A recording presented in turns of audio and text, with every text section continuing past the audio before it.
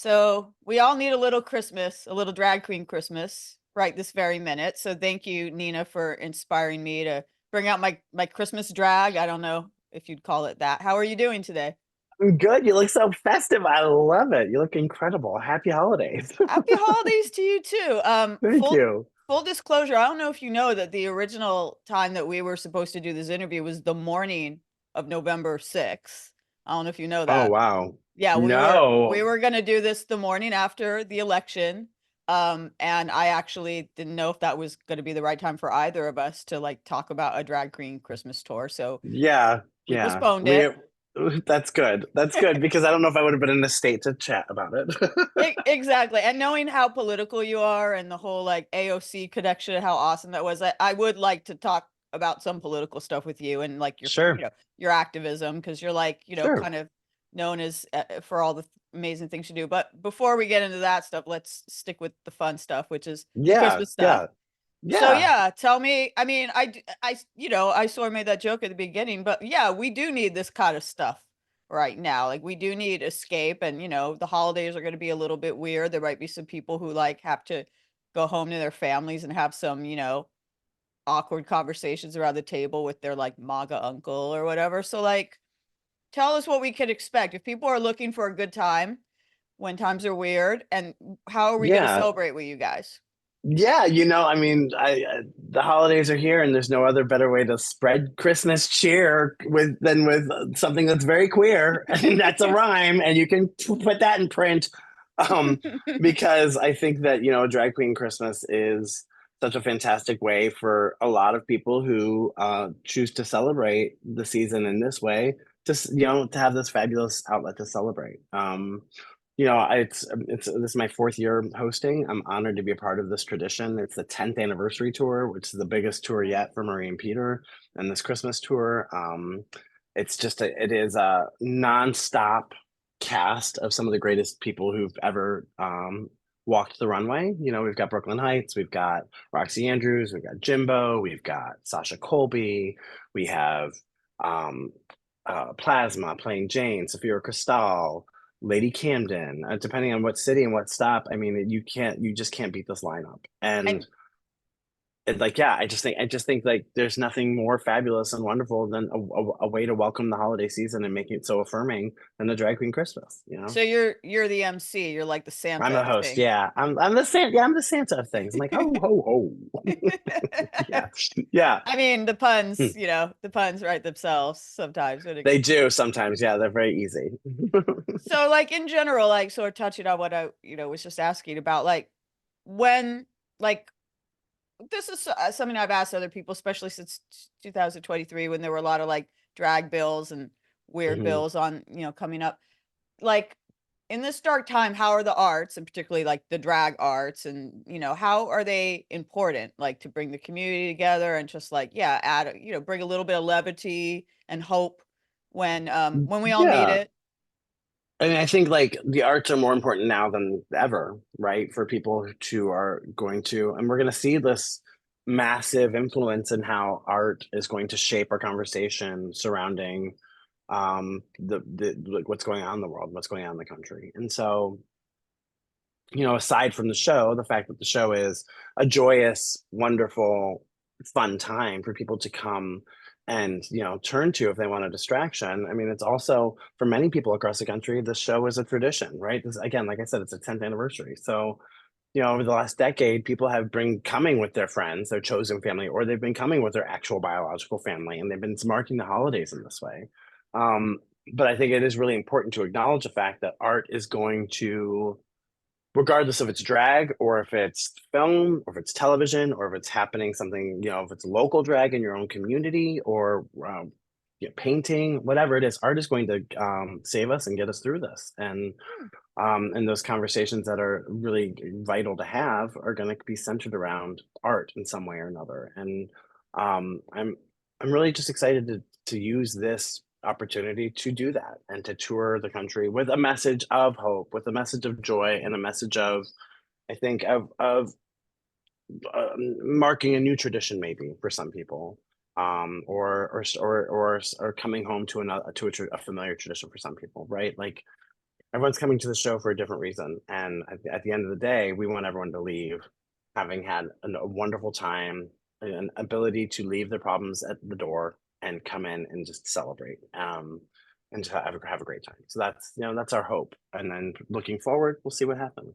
The 10th anniversary, is there anything special you guys are doing to commemorate It's that? big. Oh my God, it's so big. I mean, like, big production value. We've got some incredible dancers. Duran and Ander are dancing their hearts out every single number, every single show.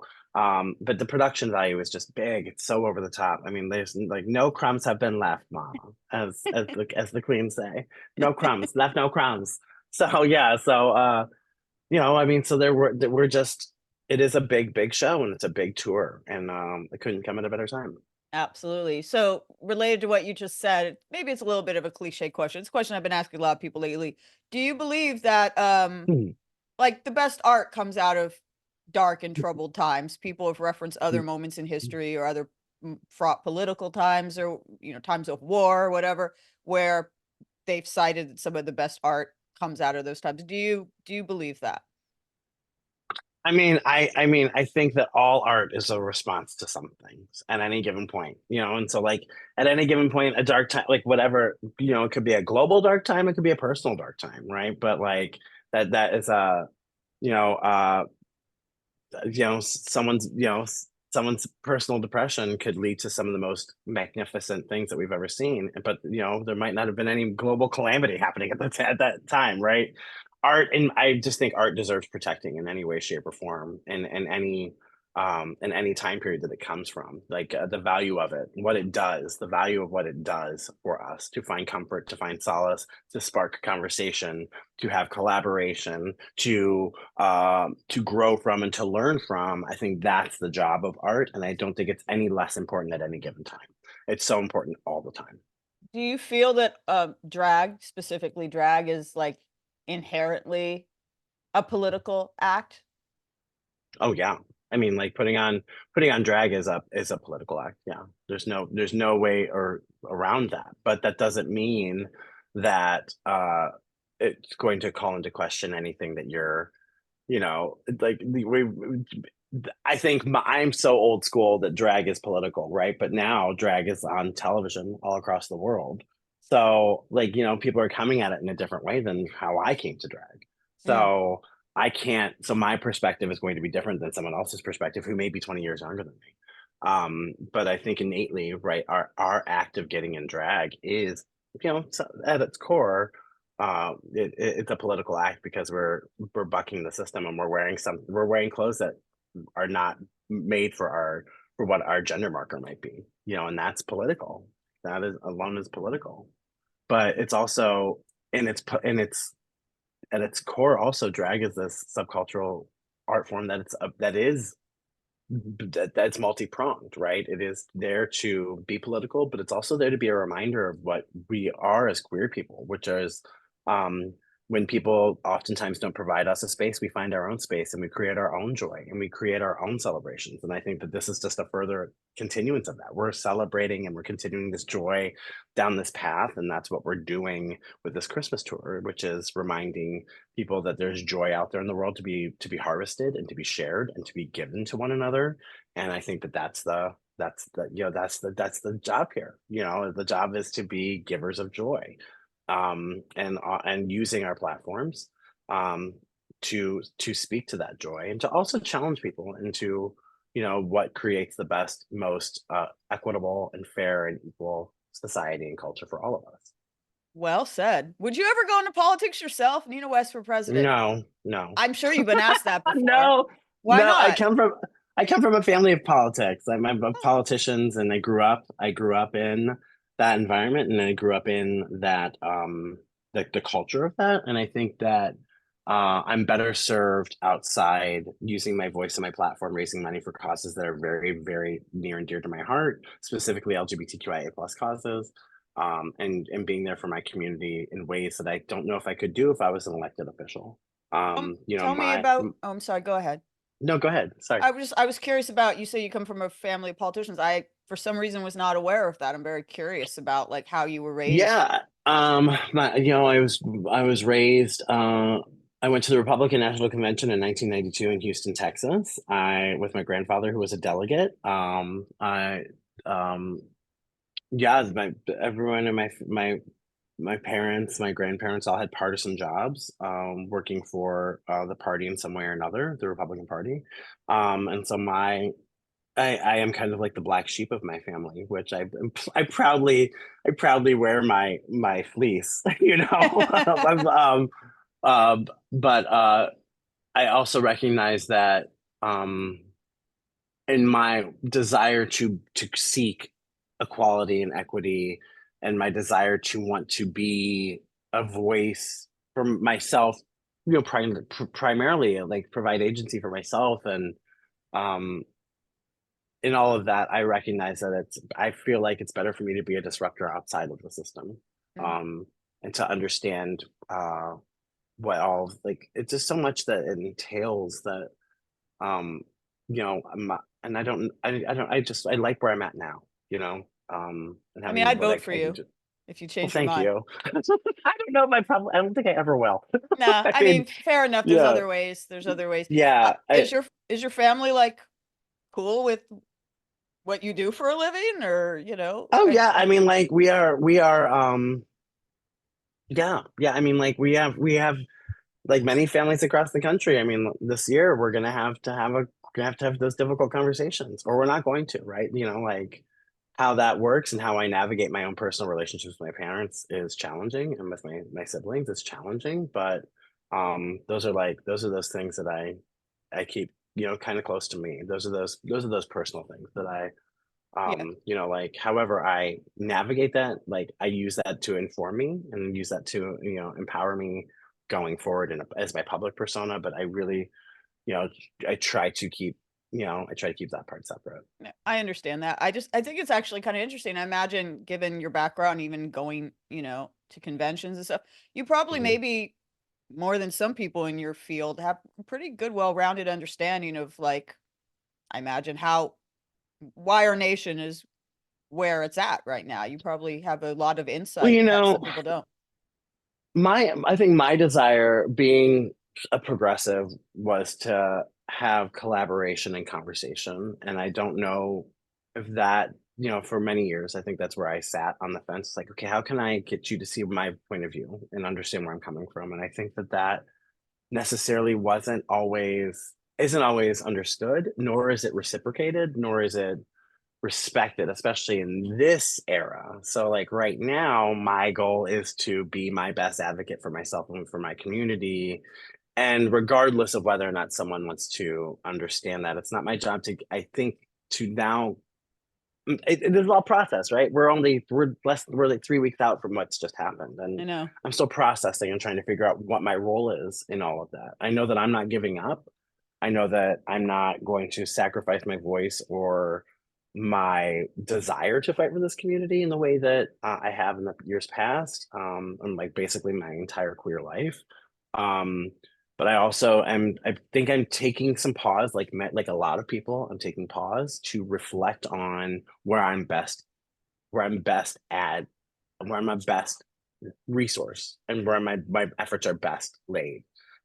And I don't know if being a conduit for conversation is necessarily the best place for me, I because I understand. think, does that make sense? Like Mhm. I think I'm more so advocating for my community in powerful and thoughtful ways is really where I think I'm best at of use, and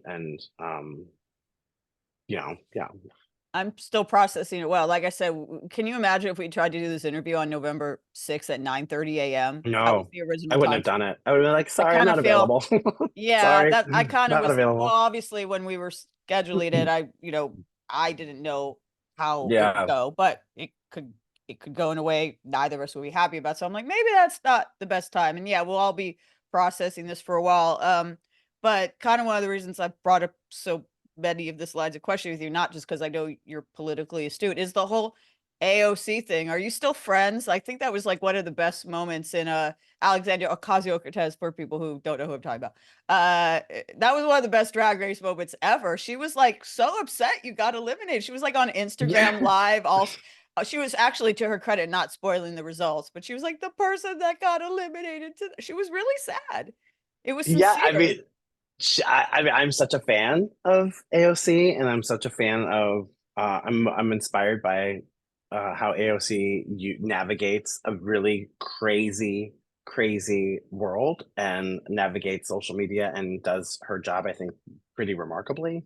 Um, but it's like, like I am yeah, I mean, I'm such a fan, and I was thrilled that she was moved by my elimination as much as I was moved by my elimination. And I think that it's it's it was such a funny weird thing that came out of that. It came out of my experience in Drag Race, and I'm just grateful that she saw me, and I think connected to me in a way that I was hoping everybody would, like, as being vulnerable and telling my story, which I had no intention of doing. I had no intention of being that vulnerable on television. Um, no, because like, you get caught up in it, you get swept up in the moments of all of it. And I just no intentionality of revealing so much about myself in that way. But she connected to that like a lot of people did across the world, and I'm grateful for that. And And did you yeah. ever have conversations like, off camera or any kind of like communication, be it, DMs or whatever, anything like that? Yeah. And it's been lovely. And I don't know her. I shouldn't say we're friends. We're not like friends. We're not like personal. I don't have her number in my phone. But she's been, but, especially when I was eliminated, yeah, there was some DM back and forth, which was awesome and made me feel just really great about myself and about the work that I had done up to that point and the work that I continue to do. Like, drag is this art form that is so uniquely queer, and it's so Mhm. uniquely positioned in its point of view within a community, like, which makes it very, very unique. Now, and now it belongs to the world, right? Now the drag is like in pop culture, everybody can have access to it and can do it. But at its core and at its roots and at its growth of where it starts, it comes from LGBTQIA plus people. And it's a wonderful thing for us to be able to celebrate that. And I think that that's again, I keep going back to these notions of celebration Yeah. and Well, it's joy. Christmas And time. Yeah. well, but it's also what drag does. I mean, it's what drag is there to provide agency, and drag is there to defend and protect, and to, you know, and to give the community, again, like, agency and power. And I think, yeah, in this holiday spirit, right, we do that, right? But also, like, at its core, that's what drag is. Like, at its core, just like, so this magical, powerful, wonderful queer art that we get to celebrate and embrace. And I'm really grateful that a show like Drag Race exists, and that drag has popped into the pop culture zeitgeist and changed how people see things and view things, and care for one another and care about their LGBTQIA plus brothers and sisters. Um, yeah, like it's remarkable that it all, like, but I do believe drag at its core as an art form is this joy filled, complex, wonderful thing. Yeah. I do too. And that actually brings me, I do want to ask about some of the other art you're doing before we wrap up, but that actually brings me something I wanted to ask, kind of related to something you said a few minutes ago. You were talking about how the way you approach drag, because you've been doing this for, did you say, how many years did you say you've been doing drag? I started in 2001. Okay, that's So crazy. 21 So years, So, yeah, I 22 think years it's now. great that drag has gone mainstream mostly because of Drag Yeah. Race. But I remember a few years ago, I moderated a panel at DragCon. It was called Seasoned Queens, and it was like queens who'd been around for a minute.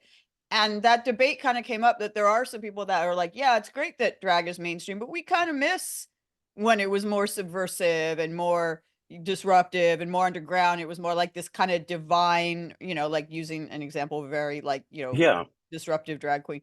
Like, it's gone too mainstream, it's gone too safe, and, like, there are some people that, like, kinda miss when it was a little bit more dangerous, I guess, but, I mean, maybe that's not a great thing to wish for in this climate. But what are your thoughts about the fact that drag has become very mainstream? Some people, like, kind of feel it's have mixed feelings about it. Oh, I think I think drag exists in a variety of ways. So I think Divine is not a great example of a disruptor because they were in films, and you know what I mean? Like, Sure. they were in movies, they had this huge Good creative point. success with like this like gigantic pop cultural, like cult following of John Waters, who's a friend of mine who I love very, very much. And um But drag being dangerous to me is drag with no, I guess, no definition, no boundaries, no borders, no, and I think that it still exists, right? It's just where do you find it? Because people, it's like the conversation surrounding art. People are going to continue to create it. What we're seeing as a whole, what we're all consuming, is a very safe form of drag, which is on television, which is produced and created for television. But this dangerous um club kid, goth, dark, gender fuck, whatever, however it's defined, it exists. It still is happening. It's just where do you find it? And so like that's because art will create it, will create, it will be created. These people will create this art. And so like as much as people want to try to like say, oh, it's being washed down, it's actually you just don't know where to look for it. Because we're in Brooklyn tonight. Our show is in Brooklyn. And Hmm. this is like Brooklyn is the capital of where in my mind, were creative, new, smart, stupid, awesome. It's all being created here. The drag scene here is creating that. And it might not be on the top of everyone's tongue, but what they're doing here 5 years from now, someone on Drag Race is going to be doing it. And you're going to go, oh, that's so amazing. That's so hot. But some king, some queen, some entertainer here in Brooklyn, or in Poughkeepsie, or in Sheboygan, or in Ames, Iowa, they're doing it already. And it's just like, are you willing enough to go out to turn off your television and go out into your local community and go see a local drag show? That's really where the challenge is because it does exist. And it's I know important it. to I know it for a fact. It exists. It exists. It exists. I've been to some drag shows in Brooklyn and they're pretty awesome. Yeah, I mean Yeah. and it's very important, I think, given all the things we talk about Hmm. that we support local drag and, Oh keep it yeah. going because there are some people who want to shut down that kind of stuff. You've mentioned that you want to lend your platform that you have from being on such a mainstream show to like causes and advocacy. And so like Hmm. tell me what you're working on, whether it's like art and, Yeah. stuff you're doing or like, all of the kind of activism you do. What are you doing Yeah. with your platform these days? So in 2015, I've raised money for local organizations in Columbus, Ohio since 2001. To legitimize our giving, I created the Nina West Foundation in 2015. We've donated millions of dollars to organizations, both locally and nationally. I utilize my platform in a variety of ways through the election. I was, specifically in the last few months, I was trying to, engage people in getting involved, phone banking, canvassing, how to find out, how to get involved in the electoral process. But that's just a topical recent example. Yeah. Going into 2025, we're doing work. I'm doing a production of Into the Woods, which is going to benefits Nationwide Children's Hospital. So that's an organization I've worked with many times over the years.